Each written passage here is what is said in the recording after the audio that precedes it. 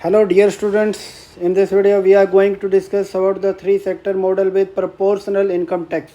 Okay, हमने जो है इससे पहले जो है लमसम टैक्स के बारे में पढ़ा। अब प्रोपोर्शनल टैक्स का क्या इसमें असर पड़ता है, तो सबसे पहले समझिए प्रोपोर्शनल टैक्स क्या होता है।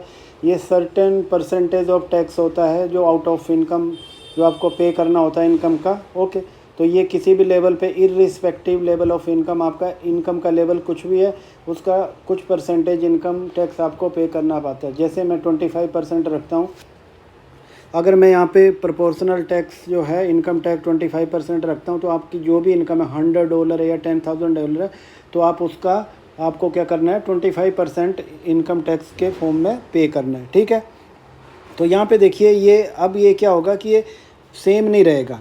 जो अमाउंट ऑफ टैक्स आप पे करते हैं वो डिफरेंट लेवल पे अलग अलग होगा। अमाउंट ऑफ टैक्स अलग होगा पर परसेंटेज ऑफ टैक्स यू पे that will remain the same. Okay, तो परसेंटेज ऑफ टैक्स यू पे दैट विल रिमेन सेम, पर amount of tax will be a different for different level of income. Okay, जैसे आपका 100 income है, 25% tax लगता है आपको, तो आपको $25 आपको पे करना है। अगर आपका $200 आपका इनकम है, 25% टैक्स लगता है, आपको $50 पे करना है। तो डिफरेंट लेवल ऑफ इनकम के लिए आपका अमाउंट ऑफ टैक्स अलग हो गया पर परसेंटेज ऑफ टैक्स में सेम है आपका। ठीक है, तो देखिए इसमें क्या होता है कि जब आप टैक्स लगता है, ठीक है, तो इसमें आप क्या लिख सकते हैं, the percentage of tax, percentage of tax remain same but the amount of tax will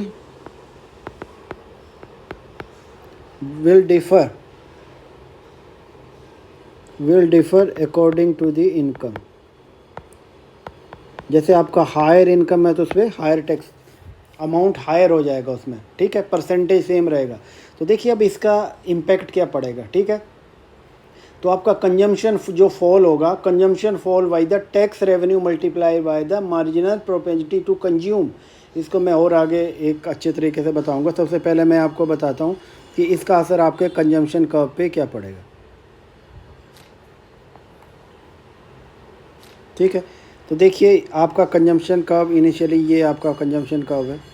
ठीक है, जैसे ही आपका टैक्स लगेगा तो आपका कंजम्पशन कर्व किस तरह से बन जाएगा, आपका कंजम्पशन कर्व ये इस तरह से हो जाएगा। ठीक है, तो यहाँ पे देखिए क्या है, आपका इनिशियल पॉइंट तो सेम ही है, पर आपका यहाँ पे जो है आपका कंजम्पशन कर्व पहले सी था, अब ये सी मैंने सी प्राइम कर दिया, तो देखिए ये डाउनवर्ड की तरफ ये आ गया। तो ये क्या बता रहा है कि आपका ये बता रहा है, गैप बता रहा है, दोनों कर्व के बीच में जो गैप है जो आपके रिडक्शन इन कंजम्पशन बता रहा है आपका। जैसे जैसे इनकम होगा उतना रिडक्शन आपके कंजम्पशन एक्सपेंडिचर में होगा।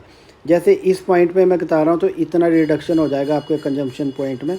ठीक है, इस पॉइंट पे देखें तो इतना हो जाएगा। ठीक है, तो आपके कंजम्पशन में इतना गिरावट आ रही है, गिर रहा है, रिडक्शन आ रहा है। ठीक है, और रिडक्शन किसके इक्वल होता है, ये रिडक्शन होगा आपका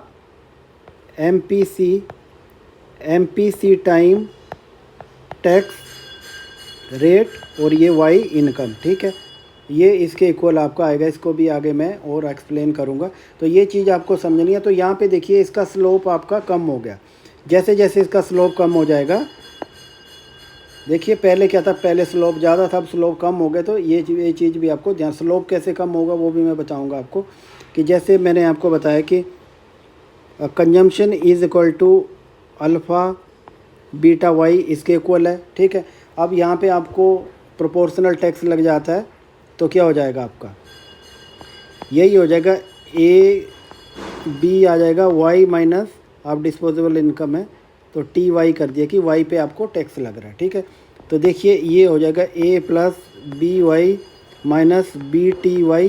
ठीक है, इसको और सिंप्लीफाई करें तो ये हो जाएगा A B one minus T और वाई। ठीक है, तो यहाँ पे देखिए आपका स्लोप क्या आ गया, यहाँ पे कंजम्पशन का आपका स्लोप क्या आ रहा है, आपका ये आ रहा है B1 माइनस टी, ये आपका स्लोप आ रहा है। और इनिशियली स्लोप क्या था आपका, इनिशियल स्लोप बी के इक्वल रखा जो कि मार्जिनल प्रोबेबिलिटी टू कंज्यूम है, ठीक है।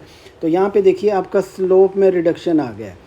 कई बार आपको क्वेश्चन पूछा जाता है एग्जाम में कि आपकी स्लोप को दिखाओ कि कैसे रिड्यूस हो जाती है। तो जब प्रोपोर्शनल टैक्स इम्पोज होता है तो आपकी स्लोप में भी कमी आ जाती है, वो थोड़ा फ्लैटर हो जाता है, जैसे मैंने आपको डायग्राम में बताया।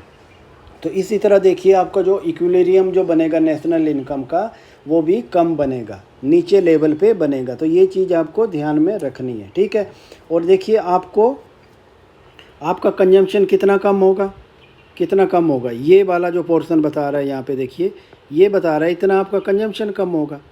मार्जिनल प्रोपेंसिटी टाइम जो है टैक्स रेवेन्यू, टैक्स रेवेन्यू कौन सा है, ये टैक्स लगा है और आपकी इनकम क्या है, वो टैक्स रेवेन्यू हो गया, ठीक है। इसको आप मार्जिनल प्रोपेंसिटी टू कंज्यूम से मल्टीप्लाई करेंगे तो उतना आपका कंजम्पशन एक्सपेंडिचर कम हो गया। मतलब आपके हाथ से कितना इनकम गया, ये टैक्स है और वाई है, ये आपके हाथ से इनकम चला गया। और आप इनकम का कुछ पोर्शन ही कंज्यूम करते हैं ना, वो एमपीसी के इक्वल होता है। तो इसका मतलब आपका कंजम्पशन एक्सपेंडिचर इतना गया और कुछ पोर्शन जो बचा वो आपका सेविंग से गया। तो कुल मिला के ये यहाँ पे बताने की कोशिश कर रहा है, ठीक है। अब आगे मैं बताऊँगा कि अलजेब्रिक तरीके से हमें कैसे इसको डिराइव करना है, ठीक है। तो जैसे मैं यहाँ पे करता हूँ कि टैक्स इम्पोज कर रहे हैं गवर्नमेंट का टैक्स, तो ये आया टी और आपका वाई, वाई आपका इनकम है और टी आपका टैक्स रेट है, ठीक है। कुछ भी होगा जैसे 25% हो गया, 30% हो गया। 25% है तो हम इसको ऐसे लिखेंगे, 30% है तो इसको ऐसे लिखेंगे, ठीक है। 45% है तो इसको ऐसे लिख देते हैं, ठीक है। तो ये आपका टैक्स आ गया। अब आपको पता है कि हमारा इक्विलिब्रियम कहाँ पे सेट होता है, y equal to C plus I plus G, 3 sector की मैं बात करूँ, ठीक है। तो कंजम्पशन फंक्शन क्या है आपका, कंजम्पशन क्या है, c equal to A plus V Y D, disposable income है। यहाँ टैक्स लगा तो थोड़ा सा अलग हो जाएगा, ये होगा ए प्लस वी और ये हो जाएगा वाई माइनस आपका टी वाई कर दिया मैंने, ठीक है। ये कर दिया। अब मैं इनको इक्विलिब्रियम कंडीशन में सेट करूँगा, वो होता है y is equal to C plus I plus G, ठीक है। तो मैं यहाँ पे y लिख ले रहा हूँ, इक्वल टू c क्या है हमारा a प्लस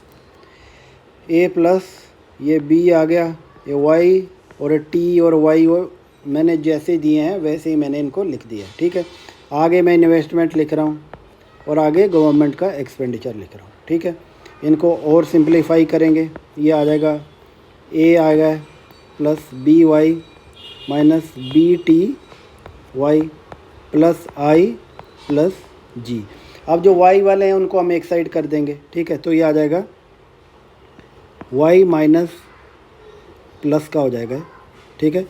ये बी वाई है ना, सॉरी ये माइनस का हो जाएगा और ये प्लस का हो जाएगा, ठीक है। तो ये हो जाएगा बी टी वाई और minus B Y equal to A plus I plus G मैंने कर दिया, ठीक है।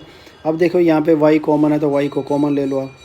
अगर हम y को कॉमन ले लेते हैं तो आ जाएगा 1 minus B plus B T आ गया, ठीक है।